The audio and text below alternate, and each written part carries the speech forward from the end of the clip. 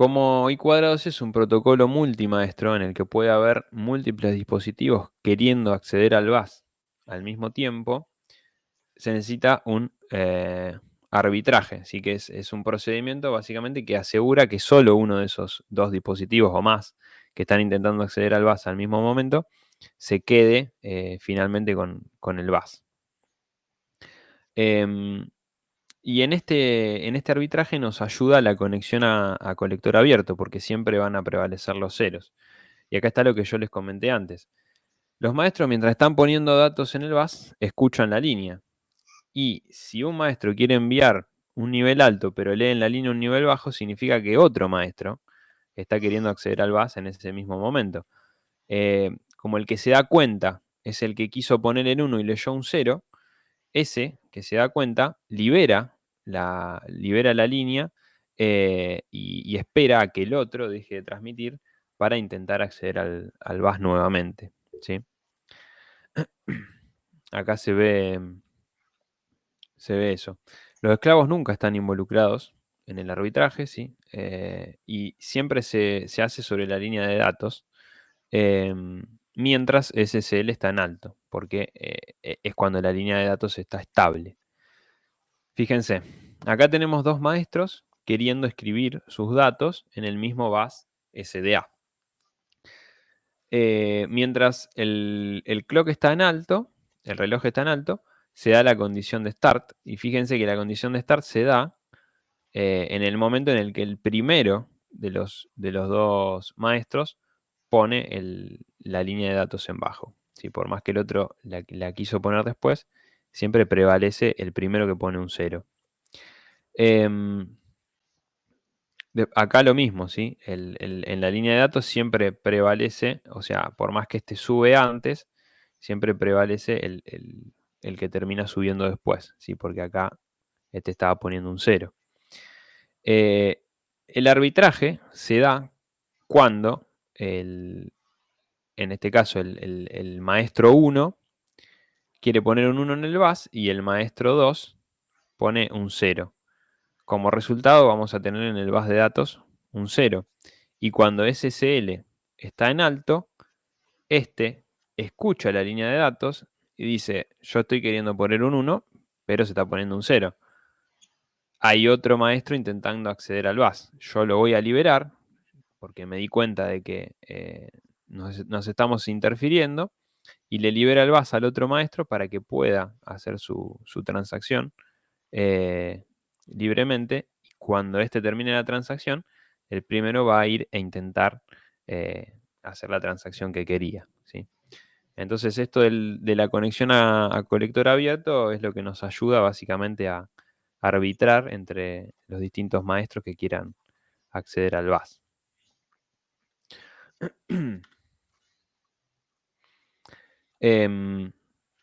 Lo mismo pasa con el clock, ¿sí? Como el maestro es el que pone el clock en el bus, en la línea SSL, si hay varios maestros, todos van a intentar poner su clock, ¿sí? Y la señal de clock que termina quedando en la línea SSL, básicamente tiene un valor bajo que queda definido por el periodo más largo que tiene en bajo uno de los clock, y un valor alto que queda definido por el periodo más corto que tiene en alto uno de los clock, ¿sí? Al final el clock se termina conformando entre todos los clocks de los maestros que estén intentando poner un clock en el bus. Bueno, hay una característica que está especificada en el protocolo, que es la extensión de clock, que la mayoría de los dispositivos no la implementa, pero que está en el protocolo, que es la posibilidad que tiene el esclavo de pausar una transacción porque tiene que hacer alguna tarea y necesita más tiempo, poniendo la señal de reloj en bajo. ¿Sí? Acá el esclavo, fíjense, acá el maestro está poniendo en este instante el clock en alto, pero el esclavo lo mantiene en bajo porque necesita este tiempo extra para hacer alguna tarea. Entonces la señal resultante que vamos a ver en el bus SSL va a ser esta, ¿sí? Va a ser una señal de clock con un 0 o con un tiempo en bajo alargado. Cuando esto pasa, el maestro se da cuenta de que el esclavo está necesitando ese tiempo para hacer algo, y cuando el esclavo libera esa señal de clock, el maestro sigue con la transacción. Pero bueno, como decía esta diapositiva, la mayoría de los dispositivos no lo implementa, así que no es una característica que se utilice demasiado. Bien, hasta acá con el protocolo I²C, desde el lado genérico teórico, si se quiere. Vuelvo a preguntar, ¿hay algo que no haya quedado claro? ¿Alguna pregunta que les haya quedado por ahí colgada? ¿Alguna duda que hayan tenido de lo que fui explicando?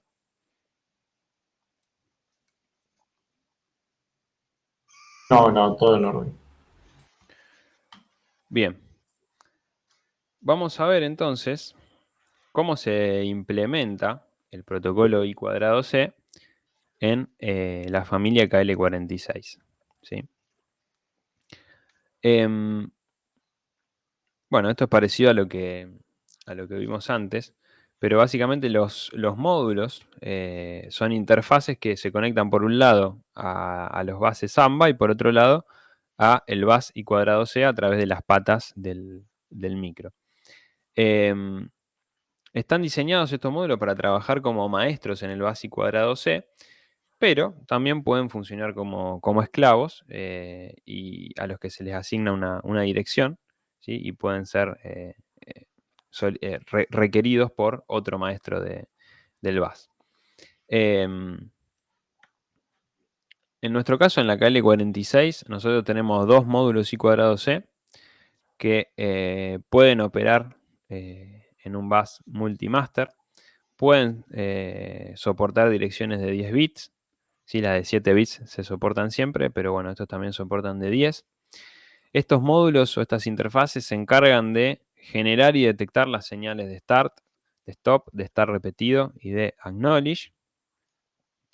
Em, Se encargan también de transferir datos en esos paquetitos que nos especifica el protocolo, que son los bytes. Pueden manejar la transferencia y la recepción de datos por interrupciones, es decir, pueden generar interrupciones.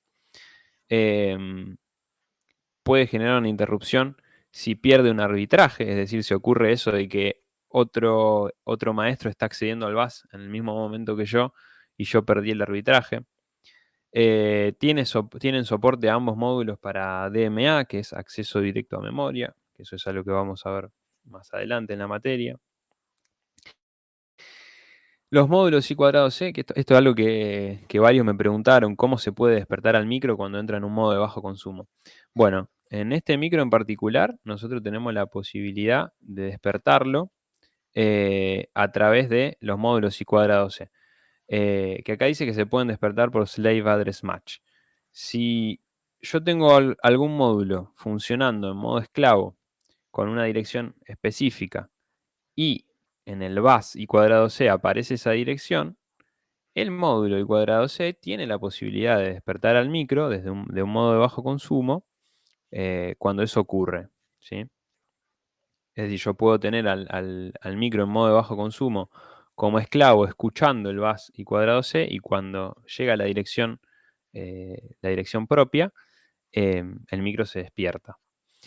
Estos módulos I²C son compatibles con una especificación que se llama SM-Bus, que es muy parecida a I²C, son compatibles entre sí, pero bueno, es un protocolo distinto. Y también tienen detección automática de bus ocupado. Fíjense que implementan, la interfaz implementa funciones que serían complicadas, o que llevarían una carga para el procesador implementar mediante software. ¿Sí? Son módulos de hardware que ya implementan un montón de funciones específicas de I²C y que liberan de esa carga al procesador. En nuestro caso, los módulos I²C se conectan al bus APB y el core accede a estos módulos a través del puente de periféricos. Estos módulos tienen registros, ¿sí? Igual que, como vimos, no sé, los registros de un timer o de una ADC. Los módulos de comunicaciones tienen registros que sirven para configurarlos y sirven para enviar y leer datos, ¿sí? Y bueno, también como necesitan acceder a los pines del micro para poder mandar o recibir la información desde el exterior, se conectan con el módulo de port. Es decir, se conectan al multiplexor que termina definiendo la función de los pines de salida del micro. Bueno, acá se puede ver en el esquemático que, por ejemplo, una opción de conexión para el módulo I2C0 es en los pines PTE 24 y 25 para sus señales SSL y SDA respectivamente.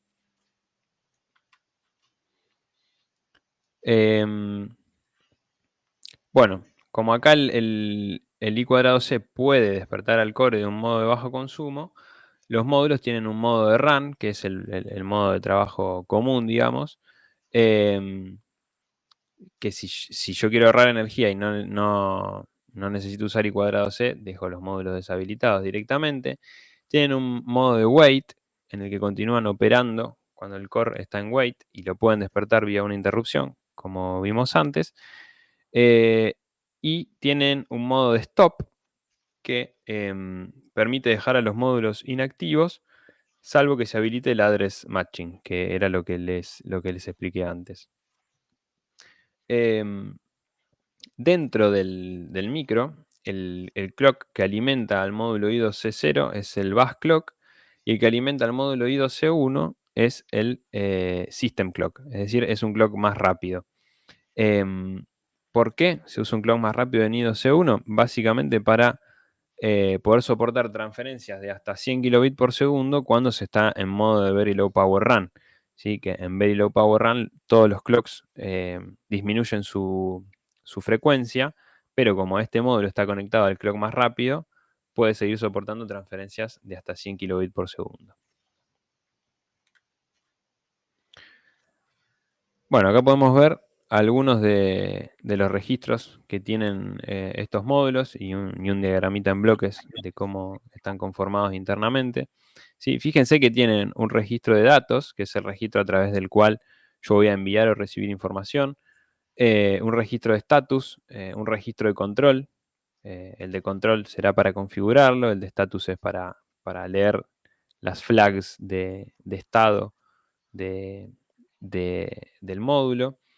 Y después tiene un registro de dirección, donde se le configura una dirección en caso de que funcione como esclavo, y un registro de frecuencia en el que se termina configurando la velocidad a la que se hacen las transacciones.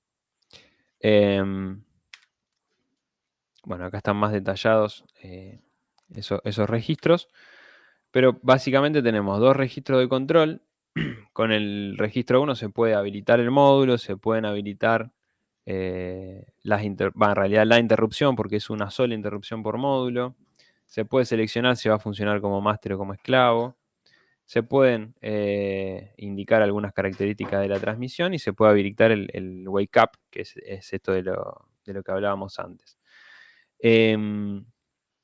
Con el módulo de control C2 se puede habilitar la llamada general, así que en el protocolo I²C está especificada una llamada general, es decir, un envío de información hacia todos los esclavos que se hace mediante la dirección 0. Y también se puede configurar si la dirección que se va a usar es de 7 bits o de 10 bits.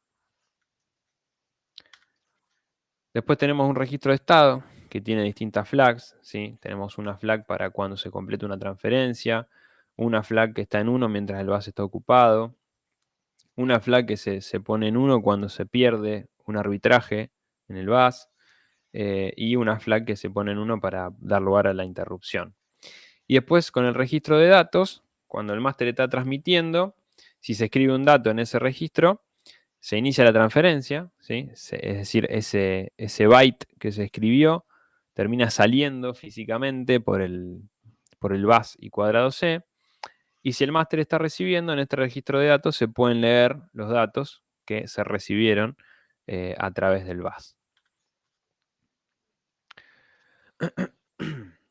Bueno, tenemos también el registro para configurar la frecuencia, que es el que me permite elegir el baud rate al que va a funcionar van a funcionar las transacciones. Y los módulos estos pueden operar hasta 100 kilobits por segundo con carga máxima. Sí, acuérdense que la carga está dada por la capacidad. Si no tenemos carga máxima, se puede levantar esta velocidad. Pero bueno, con carga máxima funciona hasta 100 kilobits por segundo. Bueno, acá está lo que les decía antes. Cada módulo va a generar una única interrupción. Y después yo tengo que ir a leer el registro de status para ver qué fue lo que me provocó esa interrupción, viendo qué flag de ese registro es la que está en alto. Bueno, acá dice también cómo se limpia la bandera de la interrupción, que es escribiendo un 1 en el bit de la bandera.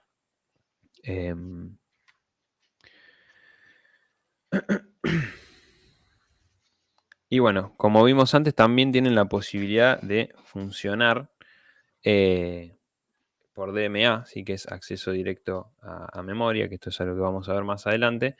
Pero básicamente, si se pone el bit de DMA enable en 1, la interrupción o la flag de interrupción ahora no genera una interrupción, sino que genera un request de DMA, que DMA lo que hace básicamente es transferir directamente los datos a la memoria o desde la memoria sin intervención del procesador. Es decir, comunica, si se quiere, directamente al módulo I²C con la memoria, liberando al procesador de esa tarea. Bueno, hasta acá sobre los módulos I²C de la KL46. En la 43 son prácticamente iguales, si no iguales los módulos, así que esto vale para ambas.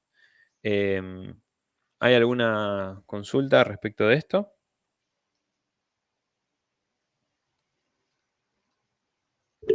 No, profe, de momento no. Bien, perfecto entonces. No sé, Guille, ¿qué te parece? ¿Hacemos un descanso ahora? Me parece que sí, que estaría bueno, ¿no? Yo de mi Sí, parte no tengo problema, pero creo que correspondería sí, parar sí. un ratito, no sé. ¿Cuánto te parece a vos? ¿10, 15? Sí, no sé, lo que a vos te parezca para llegar a dar bien la otra parte, Guille. Bueno, si les parece a las 19:40, retomamos y continuamos con lo relacionado a este tema, que es tomar, y vamos a ver también el enunciado de trabajo práctico. Bueno, Buenísimo. nos vemos Buenísimo. en 12 minutos, a las 40 estamos.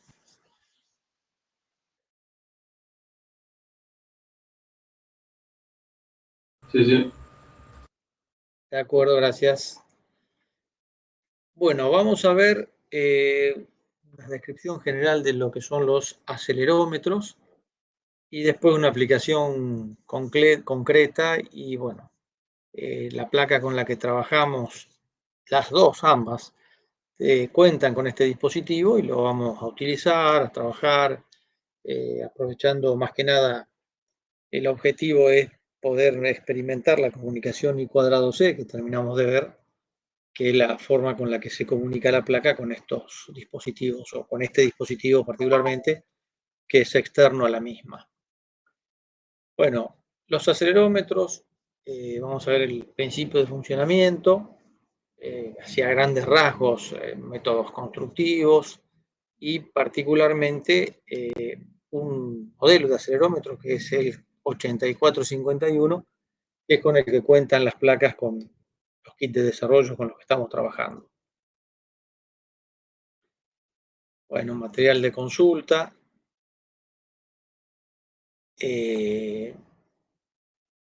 Bien, ¿para qué sirve? ¿Qué es un acelerómetro concretamente? Como su nombre lo indica, nos permite de alguna manera medir cambios de velocidad de algo, o sea, medir aceleración o medir de alguna manera justamente cuando algo que tiene una fuerza, una dirección y un sentido, cambia en su magnitud, cambia en su dirección. Aplicaciones, construcciones, maquinarias, medir vibraciones en estructuras viales. Y hay o mejor dicho, hay un dispositivo que usamos a diario todos y que particularmente una aplicación, creería que todos la usamos también siempre, que donde tenemos un acelerómetro y a cada momento está en uso. ¿Se les ocurre? ¿Lo tienen en mente? En el teléfono. Exactamente. ¿Qué es lo que nos permite cuando rotamos el teléfono que la pantalla rote o no? Lo podemos habilitar o no ese servicio, pero sí, justamente, ¿qué es lo que nos permite, le permite al dispositivo saber en qué posición está? Justamente es un acelerómetro con el que cuentan. Bueno, como les decía, la placa también lo cuenta y podríamos hacer algo similar con los LED, prendiendo un LED de acuerdo a cómo inclinamos la placa, por ejemplo. Vamos a ver así brevemente, sin entrar en los principios físicos, pero sí como para tratar de entender un poquito el funcionamiento, cómo está metido el acelerómetro dentro del encapsulado. La idea es medir una diferencia digamos, de posición de una masa, por ejemplo, ante una fuerza determinada, una masa sujeta, como muestra el gráfico acá, a un dispositivo elástico, un resorte concretamente, sufrirá un desplazamiento, midiendo ese desplazamiento de acuerdo a la constante de ese dispositivo, de ese resorte, podríamos medir esa fuerza y demás. Bueno, esa es un poco la idea general de medición. Los hay algunos acelerómetros mecánicos, que en definitiva tienen alguna chapita o algún dispositivo interno que de alguna forma se conecta con la carcasa y puede censarse, medirse algún movimiento de ese dispositivo interno respecto de la carcasa y así obtener la información de la aceleración aplicada, que es lo que se está buscando. Los hay piezoeléctricos, que de acuerdo a la fuerza a la cual está sometido el dispositivo, digamos, los distintos cristales que se colocan para poder medir de alguna manera la fuerza aplicada y así obtener esta información también. Los hay piezoresistivos, o sea, combinando alguna resistencia interna también con material piezoeléctrico. Los hay capacitivos, como el que tiene la placa con la que contamos nosotros. Concretamente, estos capacitivos lo que tienen pensémoslo como decir una pelotita dentro, o sea, una masa que se conecta a través de alguna capa y formando de esta manera un condensador. Al haber una variación de la posición de esta masa interna, obviamente va a producir un cambio en la magnitud que se pueda medir. Entonces, de esa manera, midiendo el valor de este condensador, se puede apreciar la variación que haya habido de la masa en su interior y de esa manera calibrarlo para tener un valor concreto de la aceleración aplicada al dispositivo. La idea es que, en definitiva, cuando este dispositivo cambia de posición internamente en cualquiera de los modelos o de la construcción que se haya optado para hacerlo, internamente habrá algo que detectará dicho movimiento y podrá ser medido y transmitido de alguna manera que, bueno, se implementará posteriormente, ¿no es cierto? Pero lo cierto es que haya una posibilidad de censar esa característica. Los hay térmicos también, en definitiva tendrán una burbuja de aire dentro de un fluido, dentro de algún material interno que también por el mismo modo provocará un gradiente térmico, una diferencia de temperatura al moverse esa burbuja en su interior y también de ese modo poder hacer la medición deseada. Bueno, con dos siglas normalmente se los conoce, sea europeo o en Estados Unidos, haciendo referencia a sistemas de microelectromecánicos en el caso de Estados Unidos o tecnología de microsistemas en el caso europeo. Bueno, ambas nomenclaturas se refieren a estos dispositivos que han logrado llevarse a un tamaño realmente muy chico, del orden del micrón, del milímetro, menor al milímetro, y de esa manera poder llegar a entrar en una oblea y formar parte de los circuitos con los que podemos trabajar. Bueno, particularmente describimos a grandes rasgos tres tipos. Centrémonos un poquitito en los tipos capacitivo de silicio, como es el que nos incumbe en nuestro caso. Y para volver a la descripción así, a grosso modo, hacemos como dos placas paralelas. En el interior habrá un dispositivo o una masa que estará según la posición y según la aceleración que reciba el dispositivo en una de alguna característica ubicada que nos va a permitir hacer una medición de un valor de capacidad. Concretamente, bueno, lo vemos más adelante. Concretamente, el hecho es que si pensamos que hay algo adentro, como que de alguna manera está suelto y tiene la capacidad de moverse, como para ir entrando en tema, ¿cuándo estará flotando en el medio de las dos placas? Solamente en una caída libre. Cuando esté apoyado contra alguna superficie, la aceleración de la gravedad mantendrá a este sensor interno apoyado contra la base inferior. Sería lo lógico, ¿no es cierto? Cualquier cosa que apoyemos sobre la mesa quedará apoyado sobre la mesa, no queda flotando. Bueno, ahora vuelvo sobre la idea con algún dibujito un poquito más explícito. Posteriormente, los acelerómetros, si bien hablamos de la parte de sensado propiamente dicha, el acelerómetro constructivamente como un dispositivo electrónico implementado en un silicio, cuenta con algunos elementos más, como un conversor de señal, en algunos casos un conversor analógico digital, un módulo de comunicación. Por ejemplo, el caso nuestro es un I2C, la parte de comunicación que tiene, generador de interrupciones para ante una característica determinada, sea un tipo de movimiento, sea si tiene la posibilidad de un buffer para almacenar información de las mediciones hechas cuando se completa el buffer. En definitiva, ante algún evento determinado, generar lo que sería una interrupción, levantando o bajando el valor de una patita que permite de esa manera comunicarle a otro dispositivo que esa medición ha sido completada. El acelerómetro con el que vamos a hacer nuestras pruebas y con el que contamos tiene este nombre, MMA 8451Q, y así como característica general tiene tres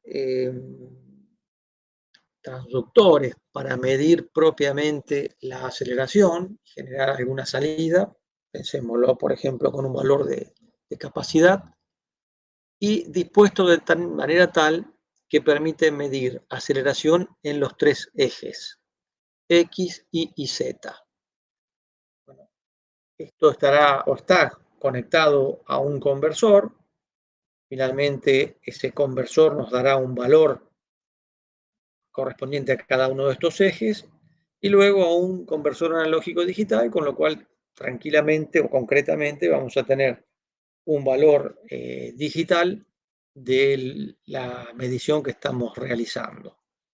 Con una característica muy especial, que son 14 bits, que no están alineados a la derecha, sino a la izquierda, con lo cual, bueno, habrá que hacer ahí algún trabajito. Pero bueno, lo cierto y lo importante y el resumen de esto, podemos medir o nos permite medir la aceleración en los tres ejes, X, Y, Z, y lo vamos a disponer para ser leído luego como salida de un conversor analógico digital en 14 bits. Además tiene un procesador digital de señales que, además de permitirnos transmitir esa información vía I²C, protocolo que terminamos de ver detalladamente, y comunicarlo de esa manera contra el microcontrolador con el que vamos a trabajar, tiene también la posibilidad de dos interrupciones, de manejar dos interrupciones. Bueno, hago un paréntesis, creo que es más que claro y suficiente, pero igualmente vamos a hacer en más de una oportunidad hincapié sobre esto. Estamos hablando de interrupciones de un dispositivo externo al microcontrolador con el que trabajamos. Está así montado en la misma placa, pero es un dispositivo externo, si bien lo llamamos también interrupciones. Obviamente estas interrupciones son propias del acelerómetro, no tienen nada que ver con NVIC, que después de alguna manera lo vamos a conectar bien, buscaremos la forma. Pero en principio estamos hablando de interrupciones del acelerómetro, no del microcontrolador. Bien. ¿Qué otro parámetro de interés tenemos dentro del acelerómetro con el que estamos utilizando y que vamos a trabajar? Límites de aceleración a medir, o sea, podemos medir un rango entre más menos 2G o más y menos 4G, configurable, obviamente mayor resolución o menor resolución según el rango adoptado. Tiene una frecuencia de trabajo configurable, que significa decir la cantidad de mediciones que podemos hacer por unidad de tiempo, eso también es configurable y bueno, conocido como ancho de banda, y habrá que tener obviamente particular cuidado de acuerdo a las lecturas que vamos a hacer. Así, tenemos que considerar que I²C es, entre comillas, puede ser lento respecto del trabajo del microcontrolador, del trabajo con la que se van a realizar las mediciones. Entonces habrá que ajustar este ancho de banda o la cantidad de mediciones por unidad de tiempo que vamos a configurar para que haga nuestro acelerómetro con la aplicación concreta que vamos a realizar. Bueno, la sensibilidad, o sea, la tensión que genera esta fuerza, se puede medir, por ejemplo, en cuentas por G, por unidad de gravitación, la gravedad.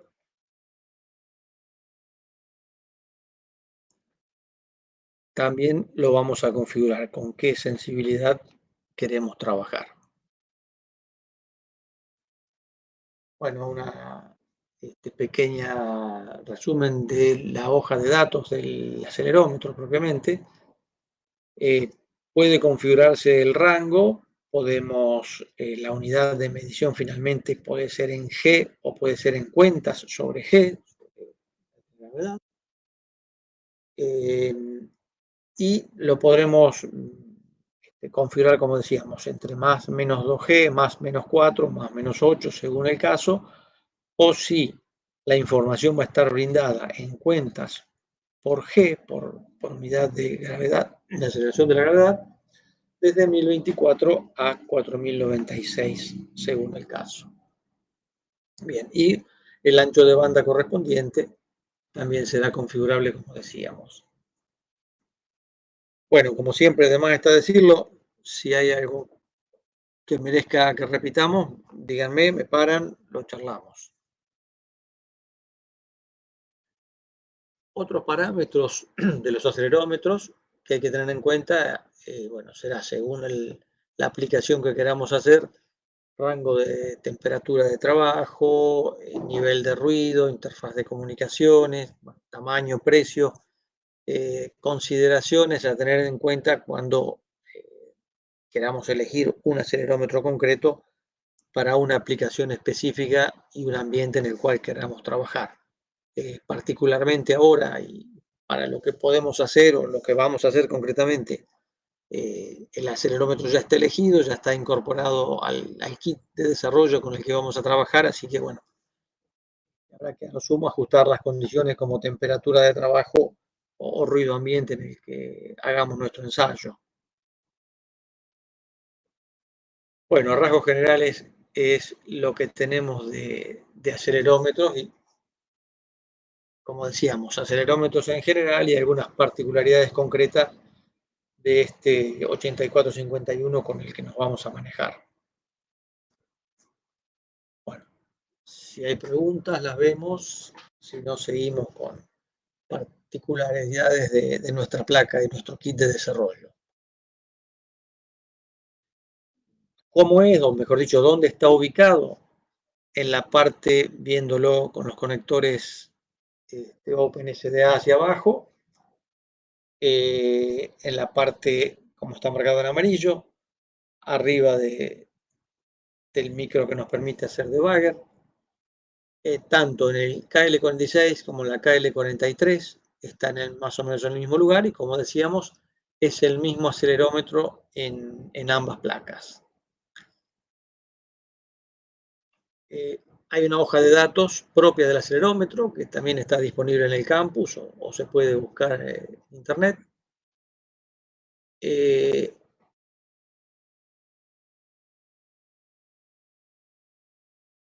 Tiene 3 ejes.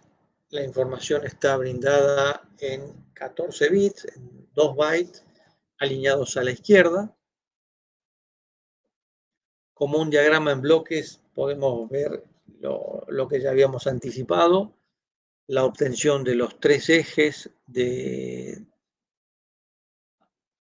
la conversión a través de alguna manera va a llegar a un conversor analógico digital la información proveniente de cada uno de los ejes X y Z, y lo vamos a tener con un procesador de señales digitales disponibles para transmitirlo, mejor dicho, o para, a través de una transmisión I²C, leer el registro correspondiente donde haya quedado esa información, con más la otra información complementaria de, por ejemplo, si configuramos en nuestro acelerómetro que nos dé alguna información adicional.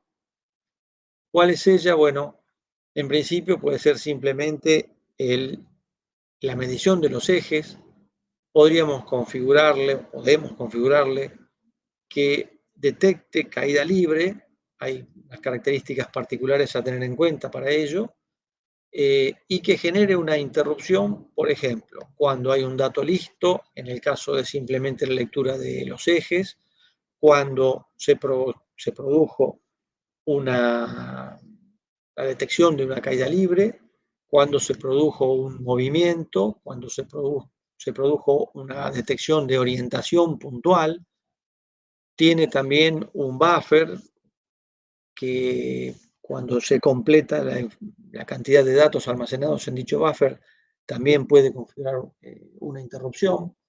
En definitiva, vamos a leer no solo la información concreta de ejes, sino que también otros registros, banderas que habrá que limpiar, como toda interrupción que se generó, para que obviamente desaparezca la información de la misma y poder estar en condiciones de detectar una nueva interrupción. Podremos configurar si por la patita int1 o int2 es la que nos permite toda esa información.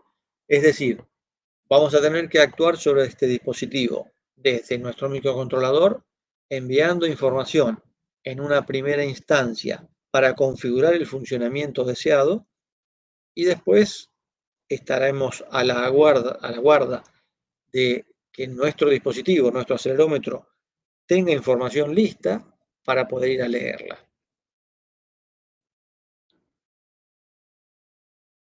Bueno, volvemos aquí a alguna característica como para recordar un tema que suele ser a veces reiterativo, pero necesario por un hecho muy puntual, de cómo mide y qué estamos midiendo. Habíamos dicho 2 placas paralelas, un dispositivo en el medio. A ver, vamos a ver.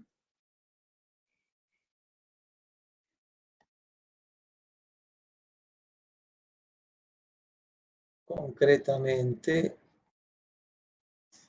es decir, pensémoslo como que tenemos dos plaquitas y en el medio hay algo que es el dispositivo que hace que con la detección de movimiento provoca la variación de capacidad que finalmente estamos midiendo. Idealmente, y si estuviera en caída libre y no estuviera apoyado en ningún lado este dispositivo, esto estaría como flotando en el aire y nos estaría indicando que el valor tabulado para esto sería 0. ¿Qué sucede cuando apoyamos el acelerómetro, concretamente cuando apoyamos la placa sobre el escritorio, sobre la mesa? Obviamente, el acelerómetro está en posición de reposo, la placa está apoyada. Internamente, ¿qué pasa con ese dispositivo que es el sensor concreto de la aceleración que queremos medir? En alguno de los ejes, el que está perpendicular al centro de la Tierra, estará sucediéndose esta situación. El dispositivo de medición propiamente dicho estará apoyado sobre alguna de las placas. Bueno, concretamente es lo que nos dice la hoja de datos y lo que nos está indicando. Bueno, hay un puntito, si lo miran sobre la placa lo vamos a observar, que nos dice la posición del mismo. Concretamente, estando visto de arriba y apoyado de esta manera, la medición sobre los ejes X e Y será 0, pero la medición sobre el eje Z, bueno, según esté en un sentido o en otro, va a ser un G, más o menos un G.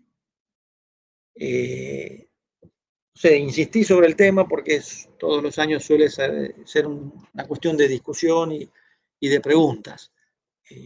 Si quedó claro, bárbaro, pero si no quedó, no hay ningún problema en repetirlo, en verlo, porque vuelvo a repetir, todos los años sucede lo mismo. Es como que da de repente, intuitivamente, un poco de trabajo verlo porque no es lo esperado, que estando la placa quieta estemos midiendo un G. Pero sí, porque tenemos la gravedad. Exactamente. Bueno, nosotros estamos soportando esa aceleración de la gravedad sobre nuestro cuerpo y eso es lo que mide la placa. Bien, exacto. Estando la placa quieta, mide un G en alguno de los ejes.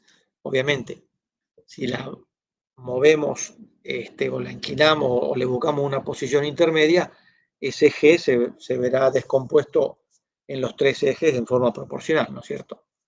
Pero sí, esa es la realidad. Siempre tendremos un G sobre la placa y estando apoyada, alguno de los ejes la medirá.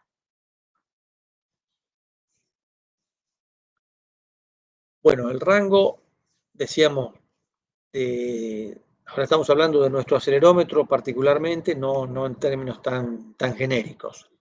Va a ser de 2 a 8G, más o menos, según la selección que hagamos en nuestra configuración. La frecuencia de lectura o el data rate es hasta 800 Hz, o sea, podemos efectuar mediciones permanentemente, una tras otra, tendremos los valores convertidos y la frecuencia de conversión puede variar en este rango. También configurable. La información del dato listo, la información en cada uno de los ejes, la veremos en 14 bits, como decíamos, por cada uno de los ejes. O sea, cada uno de los ejes nos dará la información concreta de medición y habrá que ir a leerlos al registro correspondiente. La interfaz de comunicaciones I2C, es decir, que tendremos que, desde nuestro microcontrolador, iniciar una comunicación. El microcontrolador será el máster y el tema está decirlo, el acelerómetro el esclavo, y habrá que ir a leer ese registro que nos permitirá saber qué aceleración ha terminado de convertir el conversor analógico digital o qué valor ha terminado de convertir. Hay 7 fuentes de interrupción que mencionábamos recién. Particularmente vamos a trabajar en este caso puntual con dato listo o data ready, y vamos a utilizar la detección de caída libre. Así que vamos a configurar puntualmente dos de esas fuentes de interrupción. Tiene, bueno, el procesador de señales embebido, una memoria donde podemos almacenar hasta 32 muestras, podemos usarlas o no, y tiene una modalidad de bajo consumo del acelerómetro, que puede configurarse también o no. Respecto de eso, hay una consideración importante a realizar.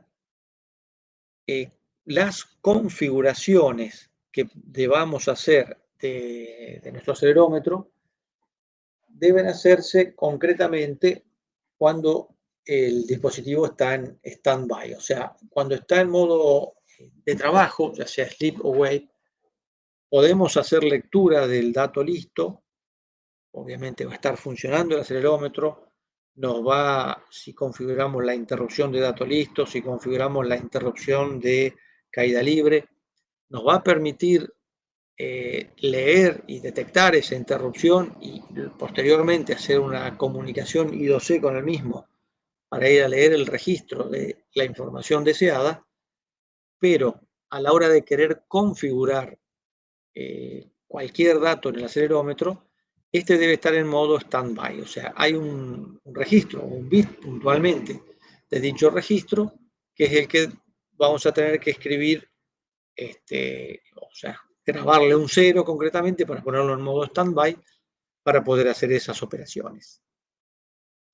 Bueno, afortunadamente hay en el board hecho por la cátedra hay un conjunto de estructuras y uniones que tienen un aspecto muy similar a estos registros y nos va a ayudar mucho a poder transmitir información hacia el acelerómetro para manejarnos más cómodamente. Así que bueno, esto que estamos viendo ahora, estos registros, lo vamos a tener desglosado fácilmente en el board como para poder manejar y trabajar más cómodos. Bueno, este Active es justamente que nos permite pasarlo de Standby a Sleep o a modo de trabajo para permitirnos escribir el registro. Y los datos disponibles los vamos a tener también en nosotros 3 bits como para saber cuál de ellos es el que está en funcionamiento. Concretamente, si queremos fijarnos en la frecuencia de trabajo en un valor determinado, vuelvo para atrás un cachito, vamos a tener que actuar sobre los bits 3, 4 y 5 del registro 1 del control reg 1 y de acuerdo a esta tabla vamos a ver qué periodo, o sea, qué frecuencia de conversión vamos a tener concretamente, es decir, el output data rate, la cantidad de mediciones que vamos a realizar por cada unidad de tiempo. Hay notas de aplicación para distintas aplicaciones o actividades concretas que queramos realizar con este acelerómetro. Particularmente hay una que es la AN4070 que vamos a consultar para la realización de nuestro trabajo práctico, que hace mención particularmente y ejemplos de cómo hacer una detección de caída libre. Vamos a verlo someramente y después lo van a utilizar ustedes más en profundidad a la hora de realizar el trabajo práctico para poder configurarlo. Bueno, hago un paréntesis. Los registros del acelerómetro obviamente están designados con alguna nomenclatura o concretamente tendrán un número de registro. El acelerómetro también tiene un número de registro, o mejor, perdón, una dirección a la cual nos vamos a tener que dirigir. Si vamos al esquemático, creo que se debe estar viendo si hay el esquemático de la placa.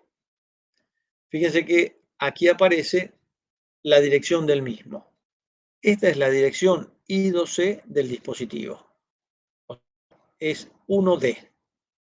Entonces, cuando queramos hacer una transmisión, volvamos al acelerómetro,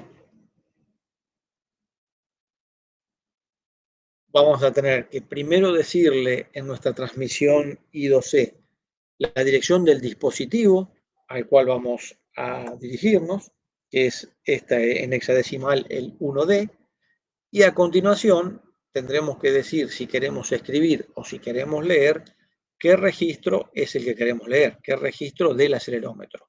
Bueno, la información de los ejes comienza a partir del registro 1. 0x01 es la dirección del acelerómetro, interna del acelerómetro, donde está el eje X, en la 1 la parte más significativa, en 2 la parte menos significativa, en 3 la parte más significativa del eje Y, en 4 la menos y así sucesivamente. Otra característica que queríamos mencionar y que va a ser fundamental a tener en cuenta, como en toda medición que hagamos, es cómo está dispuesta esa información. La información son 14 bits y, como estamos viendo acá, alineados a la izquierda, es decir, en el bit más significativos están los, en el byte más significativo están los 8 bits con información y en el byte menos significativo tenemos los 6 de la izquierda con la información completa y los 2 de la derecha que obviamente no van a tener nada y que no nos interesan. Con lo cual, si a esto lo vamos a leer así alegremente y lo vamos a hacer, por ejemplo, con una estructura y una unión y decir, bueno, guardo esto en los bytes de la estructura y después leo la unión con un entero de 16 bits, voy a cometer un error porque lo estoy multiplicando, lo estoy desplazando a la izquierda. No sé si está claro lo que estoy diciendo. Se va a ver en el ejemplito que viene a continuación, si no es así. Bueno, repasando un poquitito I2C, que es lo que se vio hace un rato con el ejemplo de una brújula, si mal no recuerdo. ¿Cómo va a ser nuestra medición concretamente de, por ejemplo, el dato listo de los ejes? Desde nuestro microcontrolador tendremos que arrancar enviando un start, la dirección del dispositivo, que como veíamos recién va a ser la, bueno, creo que en hexadecimal, en decimal no sé si es la 29, bueno, no viene al caso. En hexadecimal es la 1D. En definitiva, nuestra comunicación tendrá que arrancar con la dirección del acelerómetro, indicando que lo que se va a hacer es escribir. El acelerómetro tendrá que contactar con un acknowledge. Cuando el máster, que es nuestro microcontrolador, recibe ese acknowledge, escribirá el registro que se pretende leer. Supongamos que vamos a leer el más significativo del eje X, el byte superior. Entonces, acá enviaremos la dirección 1 a la espera del acknowledge del acelerómetro y posteriormente lo que hará un restart, o sea, un start nuevamente el microcontrolador, enviando nuevamente la dirección del acelerómetro, la dirección 1D en hexadecimal, pero ahora diciéndole lo que quiero hacer es una lectura, para que a partir de ahí sea el acelerómetro quien comience a poner datos en el byte, en el bus I2C. ¿Qué es lo que va a poner?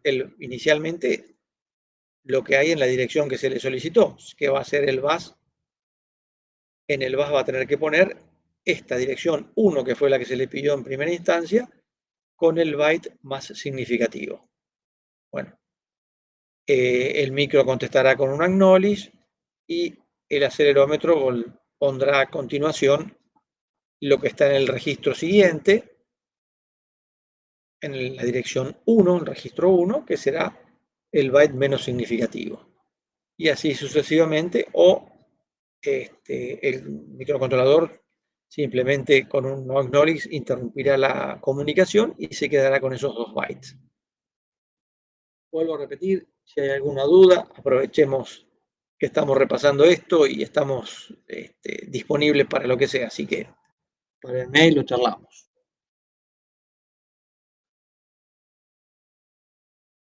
Una vez recibida la información en nuestro programa, en el microcontrolador, ¿qué vamos a hacer con esos datos que recibimos? Primero llegó un byte, que es el más significativo, como se ve arriba. Tenemos los 8 bits y es justamente el más significativo. Lo que tenemos que hacer es componerlo en un campo de 16 bits, en un entero. Bueno, lo guardaremos en un entero de 32 si queremos, pero en definitiva van a ser 16 bits lo que nos van a interesar. Y esta es la parte más significativa, o sea que debemos hacer un desplazamiento a la izquierda para tenerlo en la posición correcta. Correcta entre comillas, todavía no del todo, ¿no? Posteriormente, cuando hagamos la segunda lectura, cuando venga el segundo byte, vamos a tener la parte menos significativa de nuestro dato, es decir, la parte baja. Y si lo componemos haciendo una unión, una OR entre la primera parte desplazada a la izquierda, 8 bits, y la segunda parte, tendríamos lo que está en el penúltimo renglón, donde dice OR a la derecha, y ahí tenemos 16 bits con información. Pero justamente la información útil son 14 bits y están desplazados a la izquierda, y así es como nos quedaron en este campo. Bueno, los 2 bits de la derecha no nos interesan, nos están en este caso interrumpiendo o haciendo una lectura equivocada de la información deseada. Bueno, con un desplazamiento de 2 bits hacia la derecha logramos corregirlo y nos quedamos justamente con el dato concreto de los 14 bits deseados. Bueno, este proceso también en el board con el que contamos y con el que vamos a trabajar ya está resuelto o está realizado. Bueno, cuando veamos las funciones lo vamos a entender nuevamente, porque es esto lo que se hace. Leer, obviamente, la transmisión I2C es de byte a byte, así que vamos a leer secuencialmente primero el más significativo, después el menos significativo, y haremos este desplazamiento, esta unión y desplazamiento posterior para contar con la información concreta y necesaria para nuestra lectura de los 3 ejes.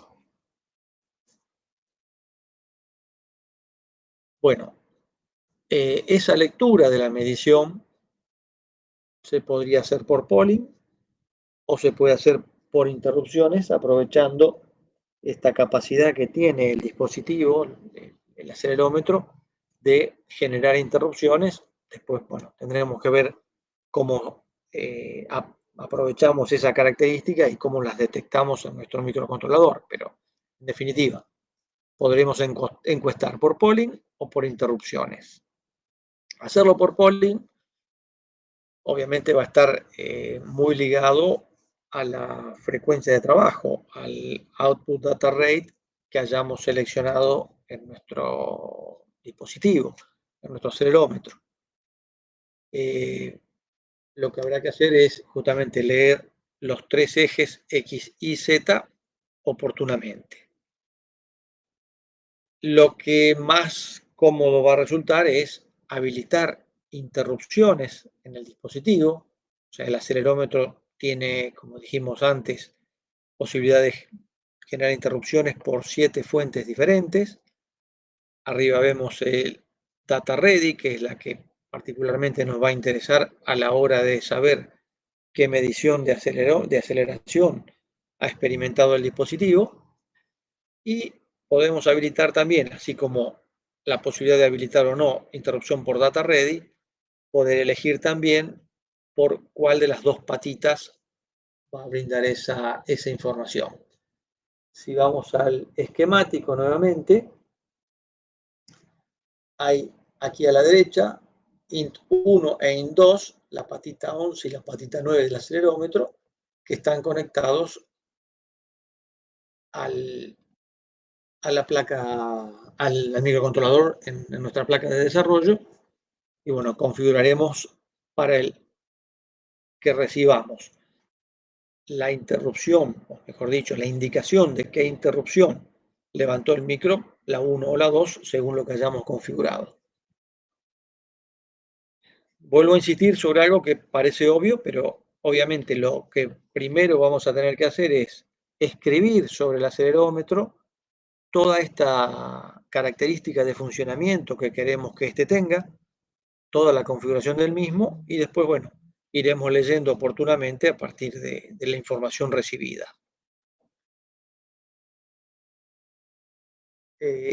¿Cómo configuramos esto? Obviamente, hay registros del acelerómetro que vamos a tener que tocar, o sea, sobre los que vamos a tener que actuar para hacer esta configuración propiamente. La interrupción por data ready está en el bit 0 de este registro del control reg 4,